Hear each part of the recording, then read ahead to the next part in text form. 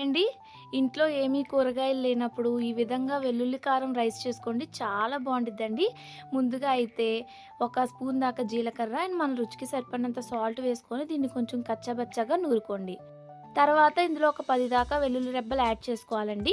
దీన్ని కూడా కొద్దిగా కచ్చాబచ్చాగా నూరుకోవాలండి.